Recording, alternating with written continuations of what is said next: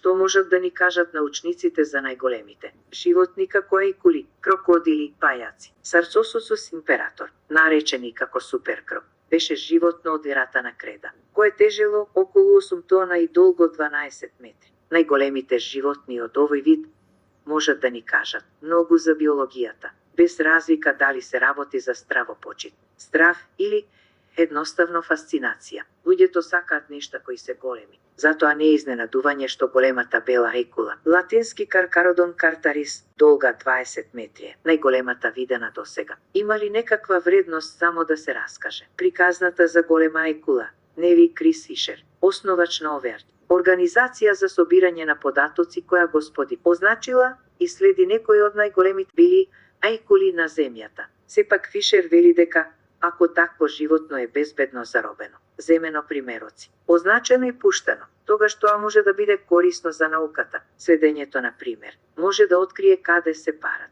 и каде се породуваат, вели Фишер. А за розениот вид како големата бела ајкула, ова се клучни податоци за да се открие како најдобро да се заштитат и да се зголеми незиниот број, вели тој.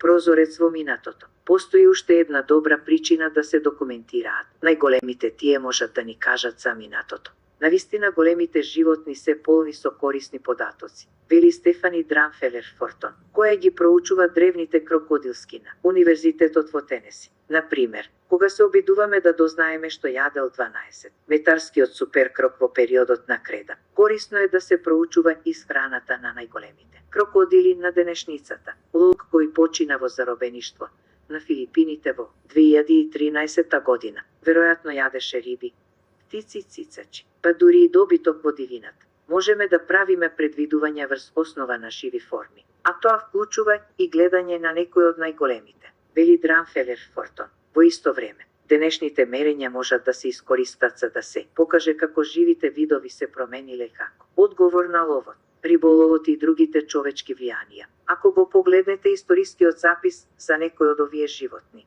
ќе видите дека тие некогаш биле значително поголеми од она што го гледаме во нашите океани сега, вели Андреа Маршал, истражувач National Geographic Совети, основач на фондацијата Марине Мегафауна, чие седиште е во Калифорнија, но има и истражувачки центар во Мозамбик. Тоа значи дека ги фативме сите најголеми, најзрели поединци таму, вели Маршал. А тоа значи дека конзерваторите имаат сериозна работа да ги вратат видовите во нивната првобитна состојба. Кога е лошо да се биде голем, животните кои преживуваат до огромни големини се производ на комбинација на фактори, вклучувајќи добра генетика и здрави екосистеми. Но и тој успех може да им стави мета на грбот. Земете ја алигаторот Карл, латински Атрактостеус спатула, сладководна риба со преисториски изглед, пронајдена во јужниот дел на САД, која може да порасне повеќе од 8 метри долга и тежи повеќе од 300 килограми, кога ќе стигнат до одредена големина. Имаме многу малку предатори кои можат да ги изедат,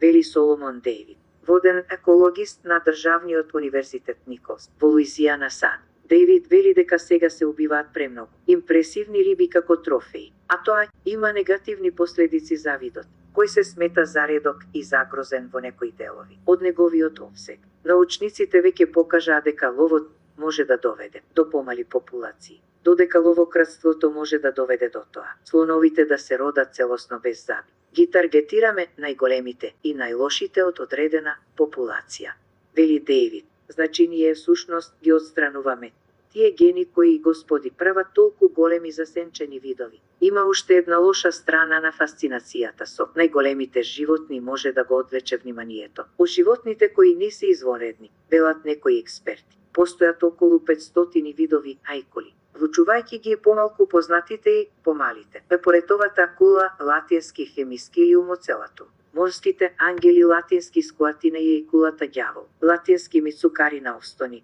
морски биолог и основач на Финс Унитет Иницијативе. Посебно внимание треба да се посвети на морските ангели, бидејќи овие жители на дното исчезнаа од повеќе од 80% од нивниот опсег во текот на минатиот век и сега се сметаат за второ најзагрозено семејство меѓу ајкулите и раите. Само фокусирањето на овие големи, харизматични ајкули на некој начин ги засенува сите други видови, вели Маркес. Во исто време, Суперлативот како најголем може да се искористи за да предизвика интерес за животните на кои обично им се посветува многу помалку внимание, вели Стефано Мамола, еколог од Националниот совет за истражување на Италија.